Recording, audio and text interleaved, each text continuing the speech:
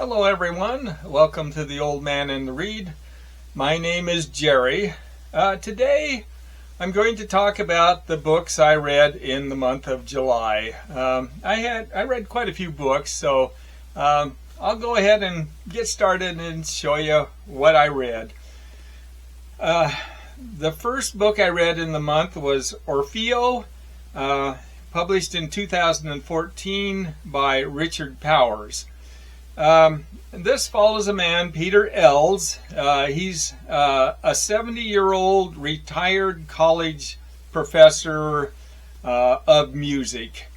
And one day his dog died, and he dialed 911 to report it. The police responded, and when they were in his house talking with him, they happened to notice a chemical lab set up in one of his rooms.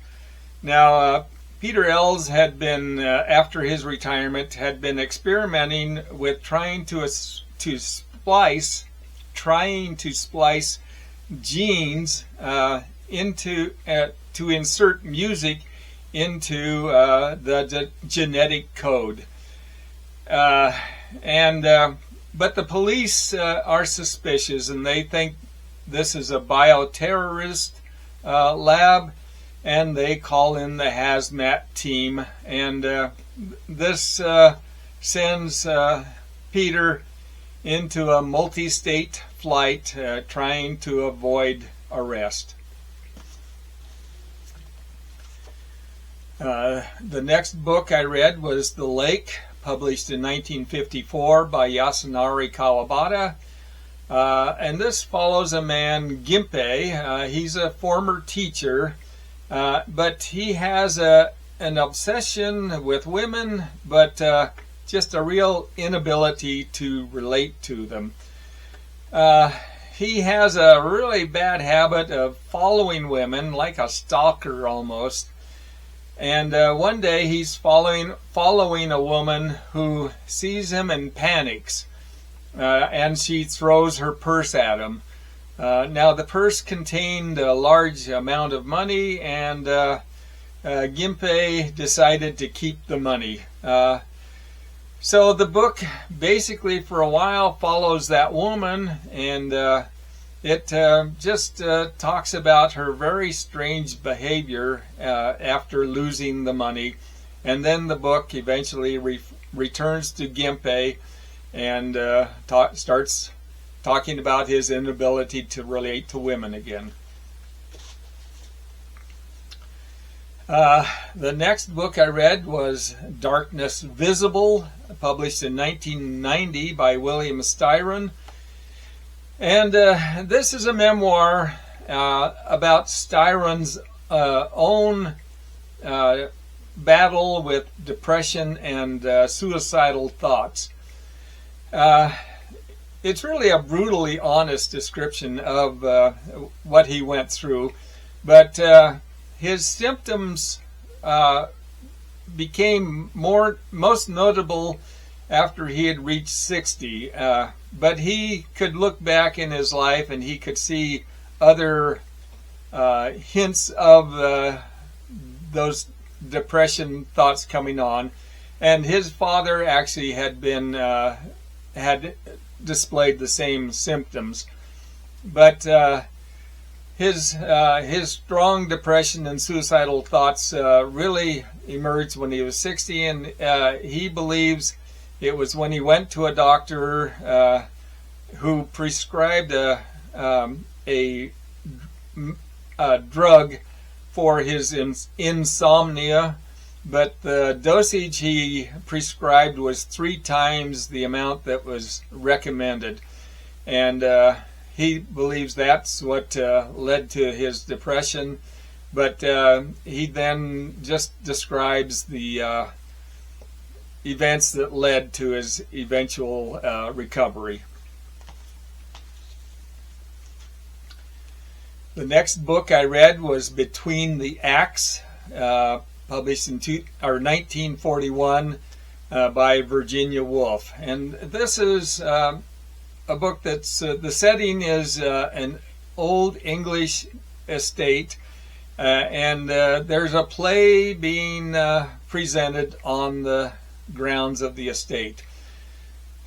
Most of the action takes place between the acts, and it's basically almost entirely just the interaction of various people attending the play.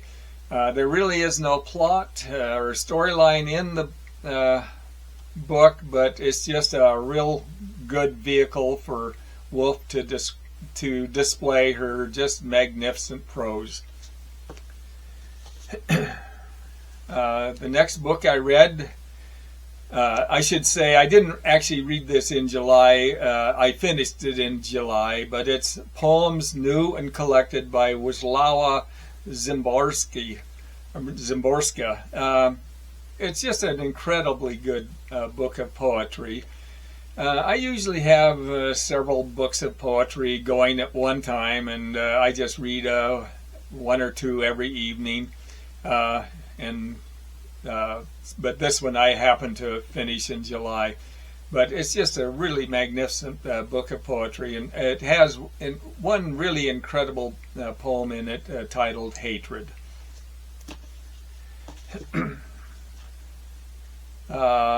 The next book I read was The Death of Ivan Ilych, published in 1886 by Leo Tolstoy.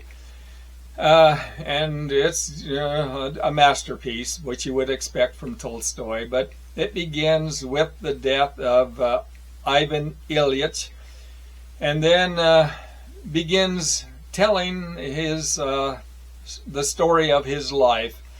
But he had pursued wealth and status throughout his life, but one day he was hanging curtains, and he fell from the ladder. And now he wasn't seriously injured, and he didn't seem to really think much of it, but he did have a pain in his side.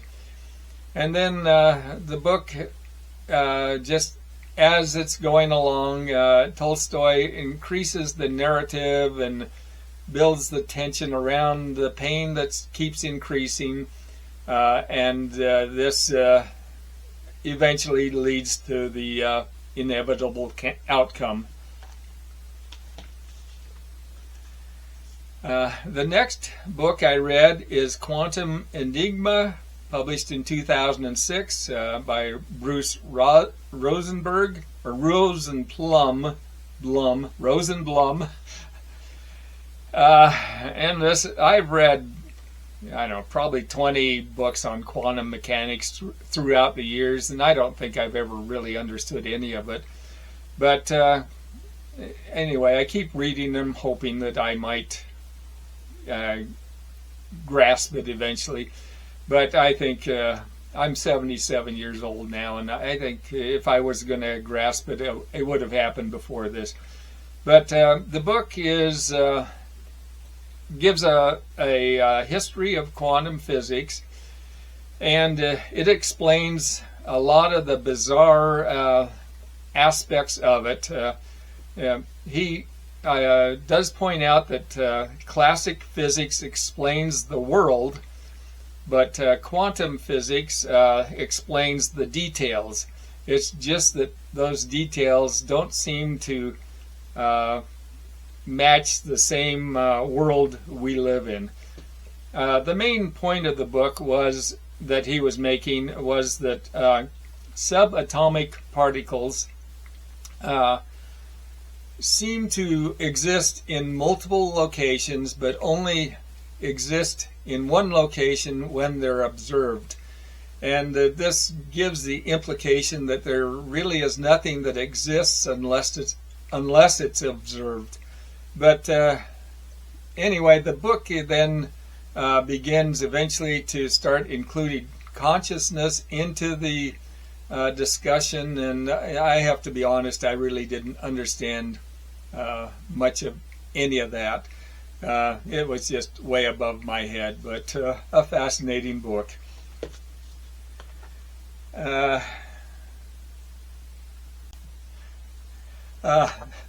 The next book I read was Botchan, published in 1906, and this is by Natsume Soseki. And it's kind of a slightly humorous story, but it follows a young man who's a bit of a misfit. He's arrogant and self-righteous, and he's just not liked by just about everybody, including his mother and father. It seemed that the only person who liked him was the elderly housekeeper who worked in his house, and she basically treated him like a son. But after he graduated, he took the first job offer he was given, and that was to teach at a outer provincial school that was on an island. So he was teaching mathematics, but he has several just misadventures in the story, and he's really not liked by anyone. And eventually circumstances occur that make him quit his job and move back to Tokyo.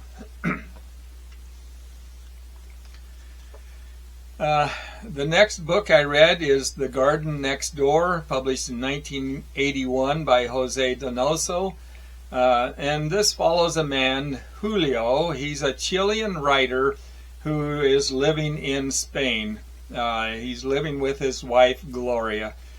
But he's a fairly unsuccessful writer, and his latest book has been rejected by publishers. And so he basically lives off the generosity of relatives and friends. But a childhood friend of his named Pancho, he's a successful artist, and he is going to be away for a few months from his apartment in Madrid, and so he asks Julio if he will come and watch the apartment for him.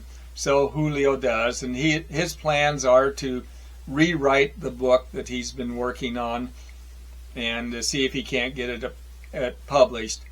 But he has all kinds of misadventures while he's there, and is basically a disaster in the apartment of his friend. But then the entire book is narrated by Julio, except for the last chapter, and that is narrated by Gloria, his wife, and she basically talks about some very unexpected twists that lead to the ending in the book. Next book I read was The Mother, published in 1933 by Pearl S. Buck. Just an exceptional book, but quite depressing. It's entirely about a mother and her extremely hard and difficult life. Now, she's abandoned by her husband when they still have some very young children, and so she now must tend the fields, the work that her husband had been doing, as well as raise the children.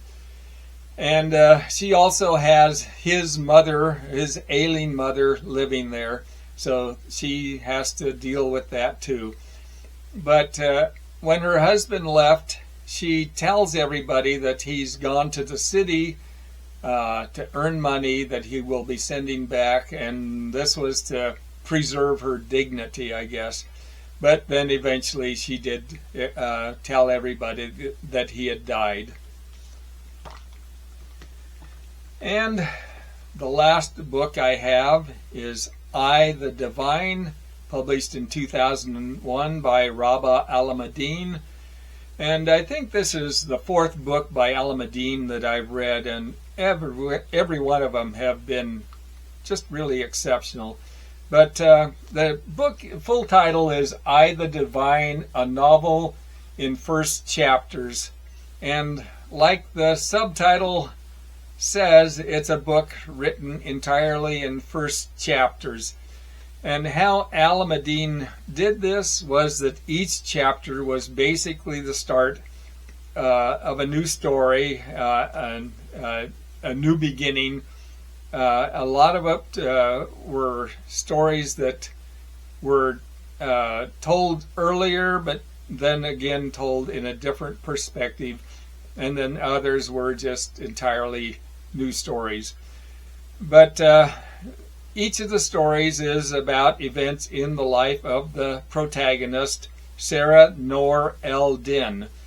And they describe her life, all kinds of happenings throughout it. And Sarah was the daughter of a Lebanese man and an American woman. But her parents divorced when she was very young, and her mother went back to America, never basically to be heard from again, and she stayed in Beirut with her father, who then remarried. But each of the chapters in this, although they're first chapters, they were very different tales from different perspectives, but combined they bring out just a very clear life that Sarah lived in her very troubled and dysfunctional life. But then it talks about both while she was in Lebanon, and then she had moved herself to America later in life, and it talks about her life in America. But those are the books I read in the month of July. Some exceptional books, and most of them were quite good. But I want to thank you for watching the video, and hopefully I'll see you again on another. Thanks.